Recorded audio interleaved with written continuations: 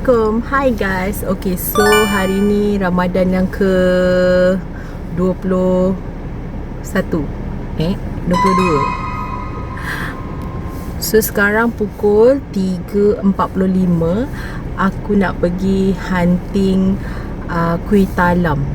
Dekat area rumah aku ni, dia ada seorang kakak tu, dia sedap doa-doa dia punya kuih talam dia weh.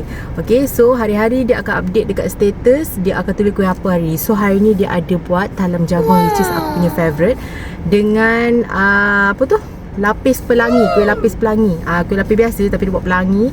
Okay, yang tu favourite Syasha, favourite anak-anak. So kita nak pergi beli. Jom.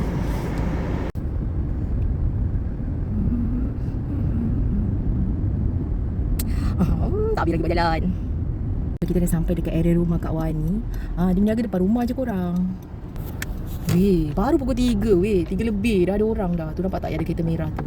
Ya, kalau lambat memang cepat habis tau kuih dia. Kadang-kadang pukul 4.30 dah habis. Aku stres. Cepat. Tu dia. Kita parking depan rumah.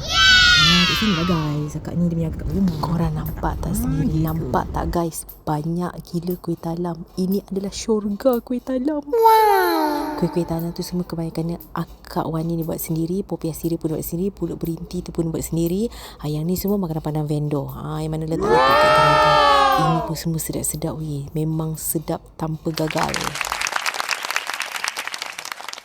Orang dah mula datang korang. Nasib baik aku awal. Nampak tak? Aku dah cakap lambat sikit je ramai Kita balik guys. Kita balik.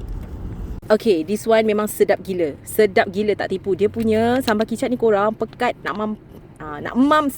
Okay, favourite aku macam biasalah, inti dia daging. So 5 pieces RM8. Popiah sirih ni pun sedap. Tak lemau, memang crunchy. That's why menjadi favourite kita orang satu keluarga juga. Inilah dia lapis pelangi aku cakap tu.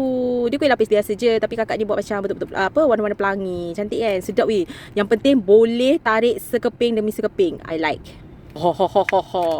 Ini yang kita tunggu ya. Ini yang kita nak ya. Talam jagung sedap doa-doa. Atas tu yang Seri Muka punya tu kan pandan, tapi bawah tu yang kastad jagung tu. Sedap weh. Sedap gila.